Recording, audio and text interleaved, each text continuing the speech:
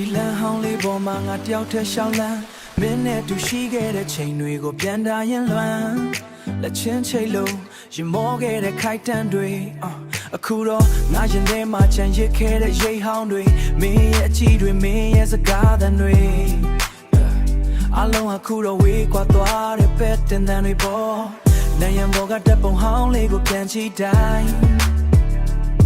ငါနှလုံးသားထဲမှာနာချင်မှုတွေကတက်တိုင်းအချိန်တွေကတော့တရွှေတွေကုန်ဆုံးသွားတယ်ငါရဲ့စိတ်ကူးထဲမှာတော့မင်းရဲ့ရှိနေစေ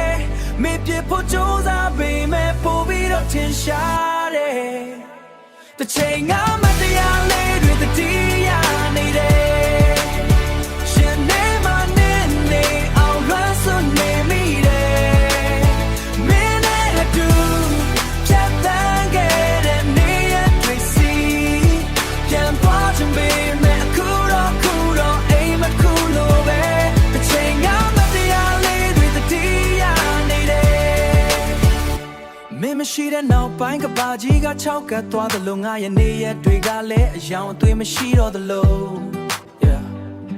ငါတို့သွားခဲ့ဘူးတဲ့ကော်ဖီဆိုင်မှာငါတယောက်တည်းမင်းကြိုက်တဲ့ချင်းတန်ကြရင်မျက်ရည်ဝဲဘာကြောင့်များဝေးကွာသွားခဲ့ရတာလဲ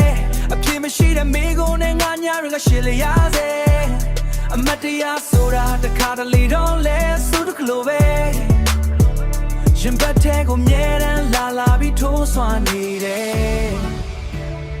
ဝေးကနေပဲမင်းကိုဆူတောင်းပေးနေမယ်မင်းပြောရွှင်နေဖို့ပဲငါမြဲလို့လာတယ်မင်းကအလားပါဆုံးပန်းတွေဖြစ်ရှိနေအောင်မှာပါတစ်ချိန်ငါမတရားလေး